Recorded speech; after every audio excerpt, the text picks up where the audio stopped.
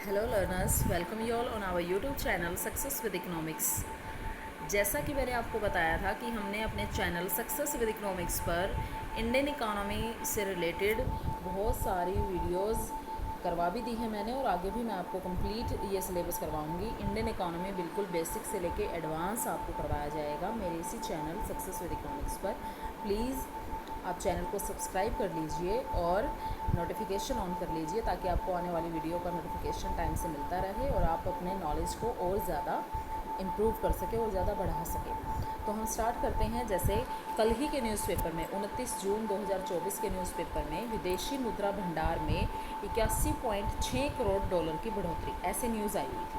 ठीक है, अब जिनको पता है कि विदेशी मुद्रा भंडार क्या होता है वो तो ईजिली इस चीज़ को समझ जाएंगे। ठीक है, जो अपडेट रहते हैं।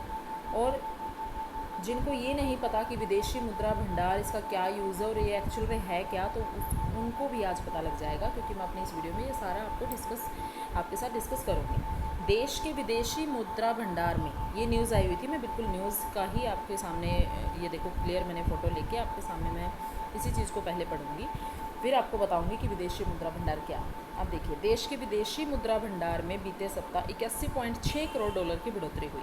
आरबीआई, आप सबको पता है, रिजर्व बैंक ऑफ इंडिया अपना सेंट्रल बैंक है देश का, इंडिया का सेंट्रल बैंक है आरबीआई। इसके अनुसार 21 जून को समाप्त सप्ताह में कुल विदेशी मुद्रा भंडार बढ़कर 653.711 अरब डॉलर हो गया। विदेशी मुद्रा जो असेट है, हस्तियाँ हैं, वो 10.6 करोड़ डॉलर घट गई और 574.134 करोड़ अरब डॉलर रह गई।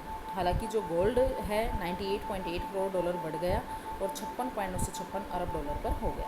अब ये हैं कंपोनेंट्स जो आपको बताए जा रहे हैं ना, विदेशी मुद्रा हस्तियाँ या फिर स्वर्ण भंडार, ये कंपोनेंट्स हैं जिस विदेशी मुद्रा भंडार के, ये आपको क्लियरली मैं बताऊंगी अभी। इंट्रोडक्शन देखिए पहले कि फॉरेन एक्सचेंज रिजर्व होता क्या है। फॉरेन एक्सचेंज रिजर्व, विदेशी मुद्रा भंडार, is the total of A countries foreign currency deposit and bonds held by the central bank and monetary authority. एक देश का जो सेंट्रल बैंक होता है या मॉनेटरी अथॉरिटी होती है, उनके पास जो भी विदेशों की करेंसी का डिपॉजिट है या बॉन्ड्स की फॉर्म में है, वो सब टोटल क्या होता है, फॉरेन एक्सचेंज रिजर्व होता है। फॉरेन एक्सचेंज रिजर्व, जिसको फॉरेक्स रिजर्व भी बोलते हैं, generally defined as asset held by RBI. अपने देश की बात अगर हो रही है तो रिजर्व बैंक ऑफ इंडिया ने जो जनरली जो डिफाइंड है, which is denoted in other foreign currency, foreign currency को अपने पास इतने एसेट फॉर्म में रखा है। फॉरेक्स रिजर्व में क्या क्या इंक्लूड होता है, foreign currency asset, gold, special drawing rights and reserve position in IMF, world bank. ये वीडियो आपको हमारे इसी चैनल सक्सेस विद इकोनॉमिक्स पर पूरा डिटेल में मैंने आपको करवा रखी है। स्पेशल ड्रॉइंग राइट क्या होते हैं ये भी है, आप प्लीज़ प्लेलिस्ट में जाइए और चेक कीजिए, आपको बहुत ज़्यादा नॉलेजेबल वीडियो वहाँ पर मिलेंगी। Foreign currency asset are investment in foreign bond, T bills, जिसको ट्रेजरी बिल्स बोलते हैं, deposit with foreign central bank. तो फॉरेन करेंसी में जो एसेट है, ये फॉरेन करेंसी एसेट में क्या क्या इंक्लूड होता है, foreign bonds, treasury bill and deposit with foreign central bank. जो फॉरेन सेंट्रल बैंक में डिपॉजिट है ये सब इंक्लूड होगा। फिर इसमें गोल्ड है, एसडीआर हैं, जो बास्केट ऑफ 5 करेंसी होती है, आईएमएफ में मैंने आपको क्लियरली बता रखा है, और रिजर्व पोजीशन इन आईएमएफ। ये सब क्या होता है, foreign exchange reserve. It is maintained in major currency. अब कौन कौन सी करेंसी इसमें मेनली होती हैं, US dollar, euro, pound, Japanese yen, ये इसमें होता है फॉरेन एक्सचेंज रिजर्व में। गोल्ड हैं, एसडीआर जो मैंने आपको बताया, एसडीआर में ही ये वैल्यू होती है, dollar, euro, pound, Japanese yen.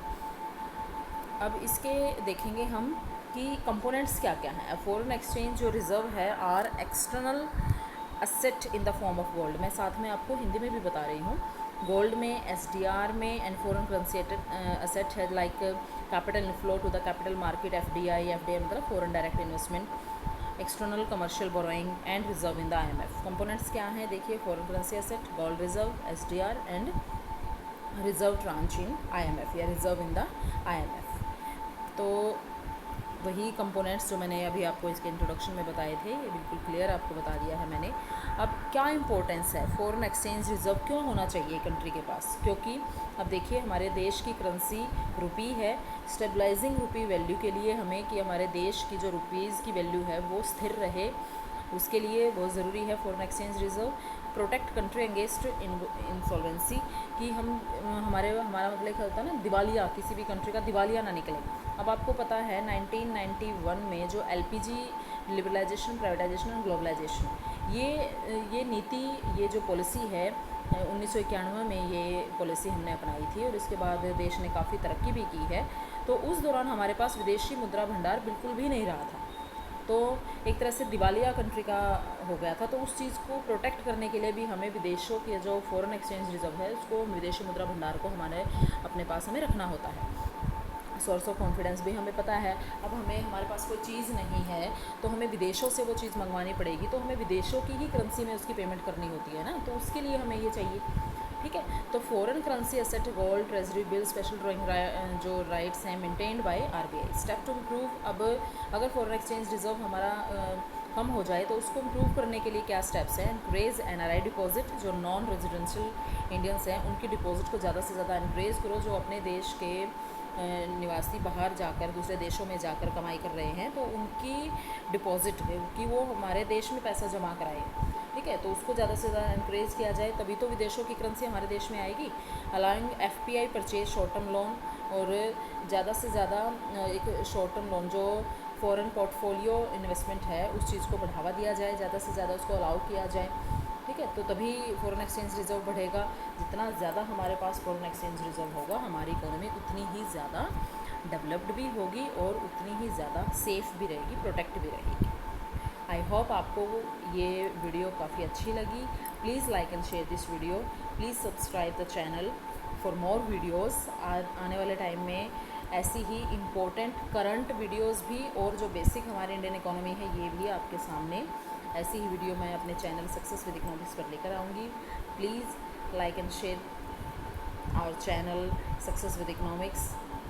Please subscribe. Thank you very much.